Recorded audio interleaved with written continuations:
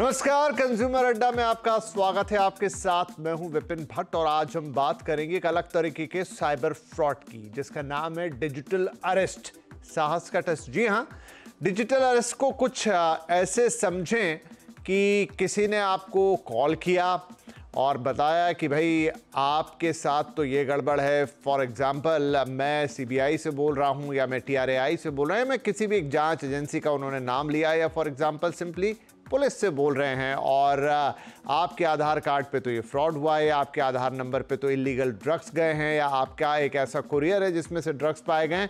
कोई भी ऐसी बात, कोई भी, या आपने कोई चाइल्ड पॉर्न वॉच किया है यूट्यूब पर, या माफ़ कीजिए डिजिटल मीडियम पर, या अपने फ़ोन पर, कोई भी ऐसी चीज़ जिसे सुनकर आप तुरंत डर जाएं, उनकी बातों में आ जाएं, और उसके बाद शुरू होती है डिजिटल फ्रॉड की कहानी। तो आज इसी पर हम बात करेंगे। मैं थोड़े आपको कुछ पॉइंटर्स के ज़रिए समझाने की कोशिश करता हूं कि ये डिजिटल अरेस्ट कैसे किया जाता है, क्यों आप इससे इतना डर जाते हैं और कैसे इस ठगी का शिकार हो जाते हैं। तो देखिए, क्या है ये डिजिटल अरेस्ट? सरकारी अफसर बनकर ठगी की जाती है। मतलब मैंने जैसे आपसे कहा कि किसी भी एजेंसी, चाहे वो जांच एजेंसी हो, चाहे पुलिस हो, चाहे कोई और नियामक एजेंसी हो, उसका कॉल आपको आएगा और फिर वो कहेंगे कि वीडियो कॉल पर आप आ जाइए, और फिर आपको एक सेटअप दिखाई देता है जिसमें बाकायदा एक कोई ऑफिस दिखाई देगा, वहाँ वर्दी वाले लोग दिखाई देंगे। वो आपसे कहेंगे कि हम कस्टम से बोल रहे हैं या यहाँ से बोल रहे हैं। आपको लगेगा कि भाई ये तो सच में कोई उस तरफ बड़ा अफसर मुझसे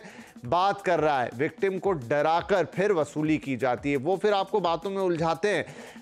अरेस्ट मतलब आप उस जगह से उठ ही नहीं पाते। वो आपको ऐसा बांध देते हैं बातों के साथ और इस तरह से डरा देते हैं कि आप डिजिटल अरेस्ट हो जाते हैं, और बातों बातों में वो आपका डेटा आपसे मांगते जाते हैं, उसी का इस्तेमाल करते जाते हैं, और इन सारी चीज़ों का जो अंत होता है कि आप फाइनली एक बड़ी रकम उनके सामने लूज कर देते हैं। हाल फिलहाल में आपने पेपर्स पढ़े होंगे, टीवी पे खबरें सुनी होगी, किसी ने 10 लाख, किसी ने 20 लाख, किसी ने 50 लाख, कोई दिल्ली का केस, कोई नोएडा का केस, कोई मुंबई का, कोई पुणे का, जहां पर अलग अलग तरीकों से डिजिटल अरेस्ट किए गए और धोखाधड़ी की गई। एक ऑडियो या वीडियो कॉल आता है, हम विस्तार से इस पे आपको बताएंगे आगे कि एग्जैक्टली क्या होता है, लेकिन चर्चा की शुरुआत करते हमारे साथ आज कार्यक्रम में जुड़ रहे हैं K&S डिजी प्रोजेक्ट के CEO एस चंद्रशेखर, साइबर के साइबर एक्सपर्ट सुमित विश्वास और हैकी सिक्योरिटीज के CEO गौरव शर्मा। आप सभी का बहुत बहुत स्वागत है।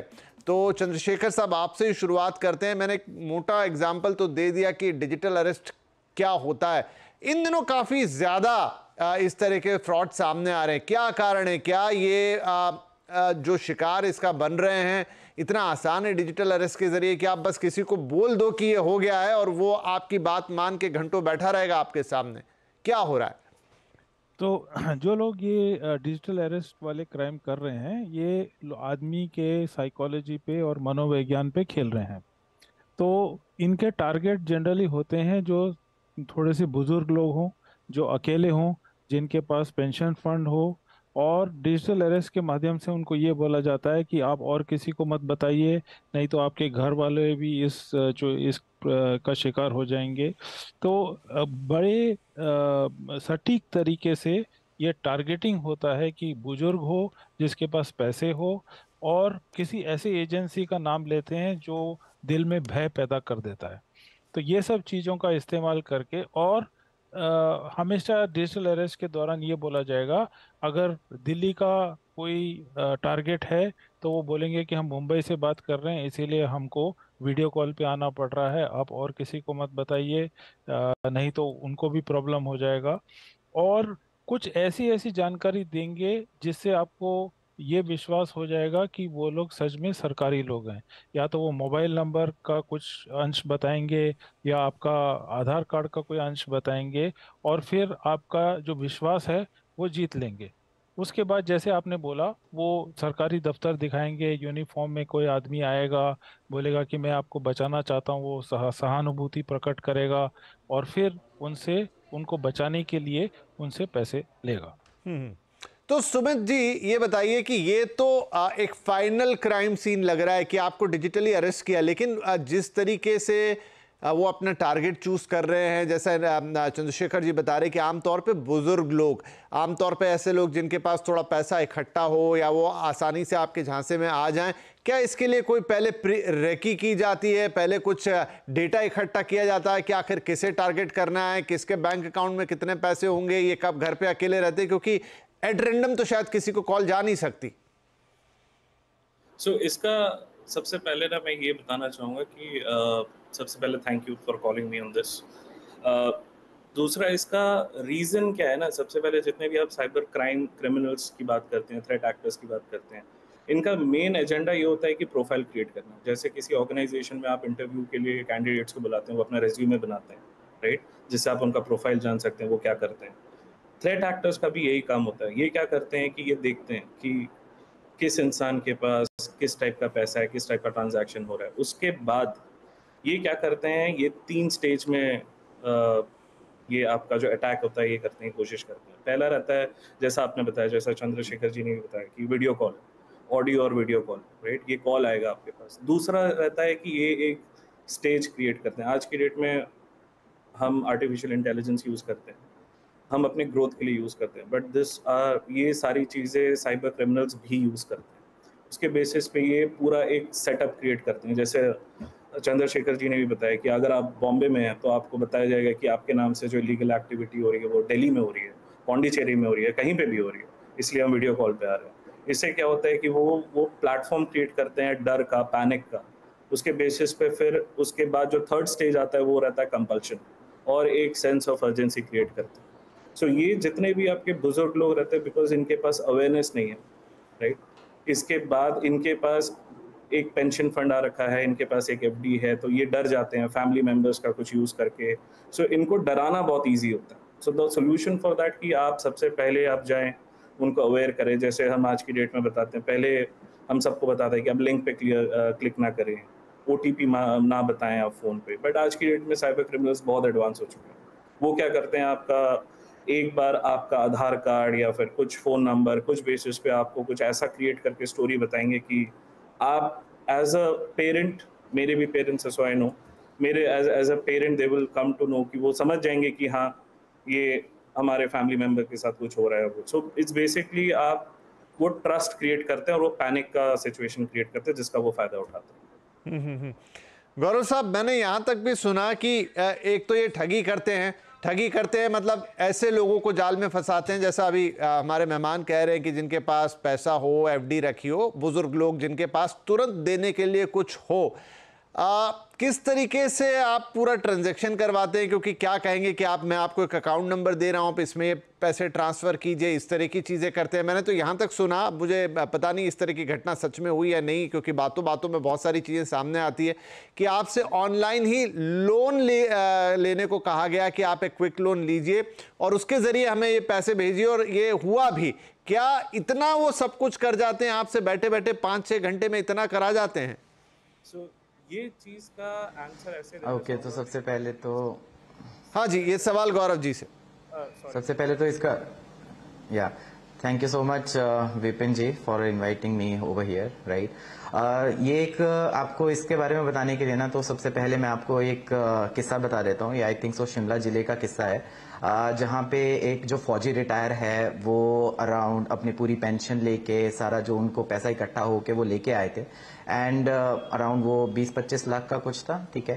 एंड उनको बहुत सारे फ्रॉड कॉल्स आ गए, तो इसमें बहुत सारी इन्वेस्टिगेशंस भी हुई और इसमें हमें बहुत सारी चीजें भी पता चली कि जो बैंक्स का जो अपना डेटा होता है और जो डेटा हमारे पास होता है, तो हम बहुत सारे डिफरेंट फॉर्म्स पे क्लिक कर देते हैं। जैसे हम सोशल मीडिया यूज करते हैं, हम इंस्टाग्राम, फेसबुक यूज करते हैं। आजकल तो इतनी सारी इन्फॉर्मेशन हमें फेसबुक पे मिलती है, तो हम उस पे लिंक पे क्लिक करने जाते हैं। तो जब हम लिंक पे क्लिक करने जाते हैं तो उसमें बहुत सारी चीजें आती है कि आप अपना डिफरेंट एक फोटोग्राफ बनाएं। अगर आप एक फौजी हैं, अगर आप एक डॉक्टर हैं, तो अपना अलग से फोटोग्राफ, AI और डीप फेक जो हमने अभी हाल ही में ही सुना है, राइट। सो उससे भी वो काफी सारी इंफॉर्मेशन लेते हैं, सर्वे लेते हैं, जिससे उनके पास एक डेटा क्रिएट होता है। ये तो एक तरह का डेटा हो गया।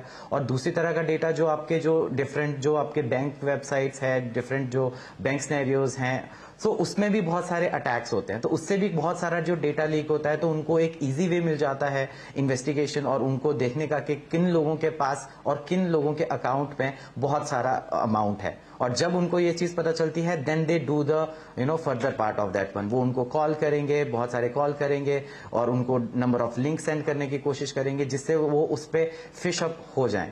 और जब वो उनसे जो लिंक पे उन्होंने क्लिक कर दिया, अभी हाल ही में ही एक और केस हुआ था recently, that was there in Hamirpur.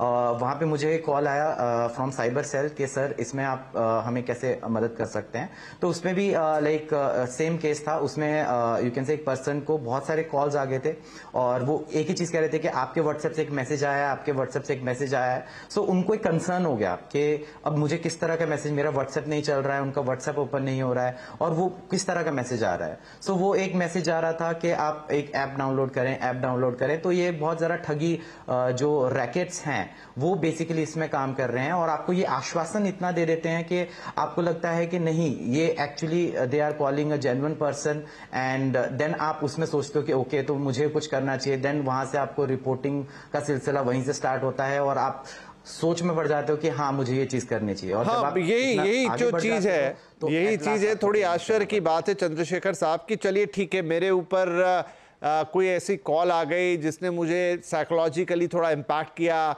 डराने धमकाने की कोशिश की और फिर ये कहा कि आप ऐसे फला केस में हैं या आपका यह है। देखिए मतलब अमूमन तो ये सारी झूठी बातें होती हैं, आदमी सिर्फ डरता ही है, लेकिन कहां तक ऐसा सब कुछ चला जाता है कि वो डर भी गया, उसने लाखों रुपए दे भी दिए। भाई मान लीजिए कि कुछ ऐसा हो भी गया है तो क्या सीधे में अपने उठा के 1000, 2000, 10,000 समझ में आता है, लेकिन जो नंबर्स हमें मिलते हैं 10 लाख, 20 लाख, 60 लाख तक का नंबर है, इतने पैसे लोग भेज देते हैं चंद्रशेखर जी। हाँ, वो उनको जिंदगी और मौत का वो सिनेरियो दिखाते हैं। उनको बोलते हैं कि भाई आपका फैमिली बर्बाद हो जाएगा, आप मनी लॉन्ड्रिंग केस में फंस गए हैं, ये बहुत सीरियस है, और फिर आपके फैमिली मेंबर भी इन्वॉल्व हो जाएंगे। तो जो बुजुर्ग आदमी होता है वो सोचता है, या कोई ऐसी चीज बताएंगे जिससे मतलब बहुत शर्म आए, जैसे चाइल्ड पोर्नोग्राफी या कुछ, ये अगर आउट हो गया, या ड्रग्स के बारे में आपका नाम उससे जुड़ गया, आपने 70 साल या 65 साल आपने बाइज्जत गुजारे हैं और अचानक कोई ऐसी घटना हो जाए कि सोसाइटी में आपका नाम पूरा खराब हो जाए, और उससे कोई आदमी आपको पूरा सहानुभूति के साथ बचा रहा है और बदले में सिर्फ 20 या 25 लाख मांग रहा है, तो फिर उस चक्कर में फंसना काफी स्वाभाविक है। तो ये पूरा एक मनोवैज्ञानिक दबाव ऐसे बनाते हैं कि उनको लगता है कि भाई कोई बात नहीं, पैसे चले जाएं पर कम से कम हमारे घर वाले या हमारी इज्जत बच जाएगी। जी चलिए, तो सुमित साहब यहाँ ये बताना बहुत ज़रूरी है कि आखिरकार मान लीजिए ये तो कॉल किसी के भी पास जा सकती है, किसी को भी इस तरह की कॉल आ सकती है, तो कैसे उस कॉल को पहचानना है, कैसे उससे बचना है, क्या कुछ होता है, क्या देश की एजेंसियां ऐसा कोई तरीका इस्तेमाल करती भी हैं, ये इंपॉर्टेंट। एक छोटा ब्रेक ले लेता हूं, ब्रेक के बाद आऊंगा तो हमें यही एक्सप्लेन करना है दर्शकों को कि इससे बचने या इसको पहचानने के क्या तरीके होंगे और क्या क्या उपाय आप कर सकते हैं और कहां फाइनली इसको रिपोर्ट किया जाना चाहिए। छोटा ब्रेक, तुरंत हाजिर होंगे।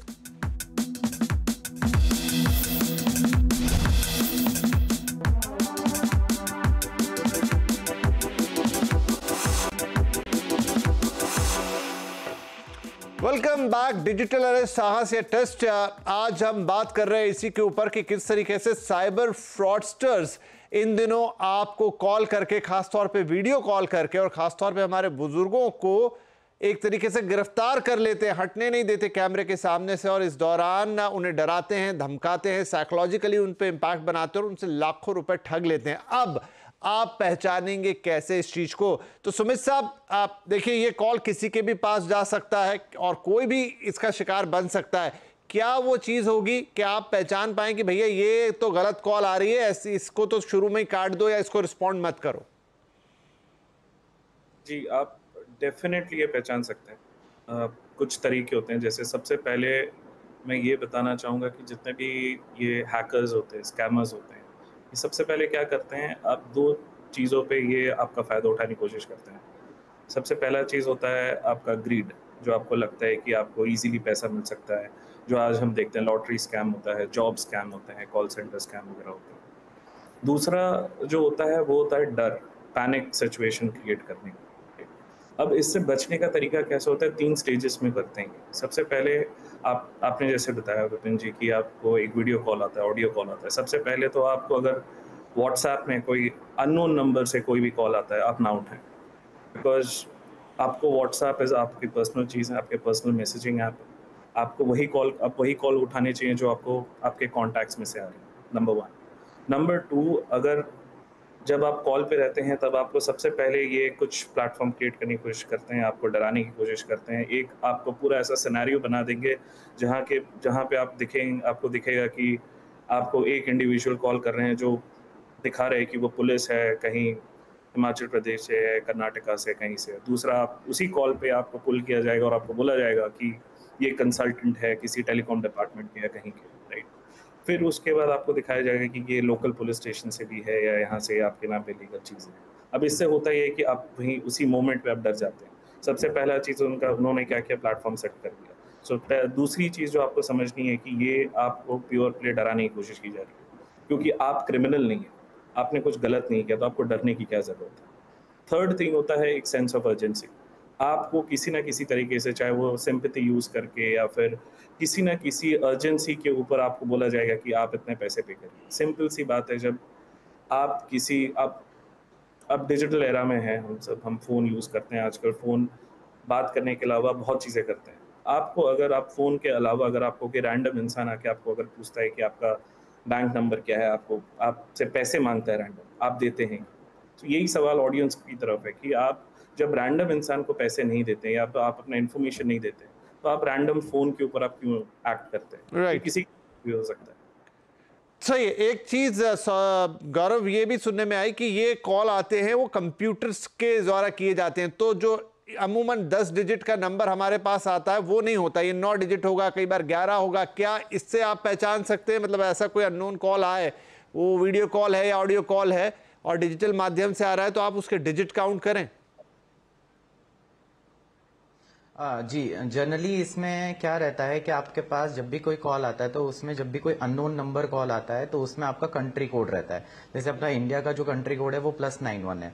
तो मोस्टली जो भी ये अटैक्स किए जाते हैं +91 से भी किए जाते हैं, ऐसा नहीं है कि नहीं किए जाते हैं, बट अमूमन ये देखा गया है कि +1 जैसे यूएस एंड अदर कंट्री से भी, अफगानिस्तान जैसी कंट्री से भी, और जैसे अब दर्शाया जाता है कि वो कंट्री दूसरी यूज कर रहे हैं, right, +92 and all different Pakistan जैसे डिफरेंट कंट्री कोड यूज करके वो सेंड कर सकते हैं आपको और कॉल कर सकते हैं। बट अमूमन ये भी देखा गया है कि वो आपके ही इंडिया में ही कहीं ना कहीं होंगे, but they are using your VPNs, virtual private networks, जिससे कि अब वो आपको वहां से वीओआईपी कॉल कर रहे हैं और यू कैन से ये लगता है कि हमें कि ये कहीं और से कॉल आ रही है।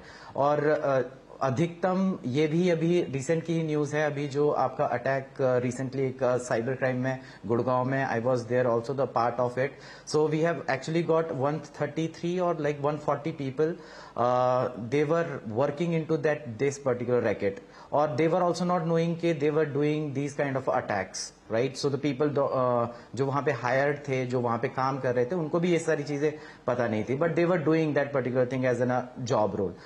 उससे क्या होता है, आपका नंबर दूसरा होता है और वो अगले ही जैसे ही उससे वो अटैक करने की कोशिश करते हैं, मनी लॉन्ड्रिंग करने की कोशिश करते हैं, मनी लेने की कोशिश करते हैं, अगले ही 2 घंटे बाद वो नंबर बंद कर देते हैं। इससे क्या सबसे ज्यादा मुश्किल ये रहती है कि ट्रैक करना बड़ा मुश्किल हो जाता है पुलिस कर्मचारियों के लिए भी और साइबर कर्मचारियों के लिए भी, कि किस तरह से अब हम उन्हें ट्रैक करें, क्योंकि 2 घंटे बाद आपका नंबर बंद हो जाता है इसमें।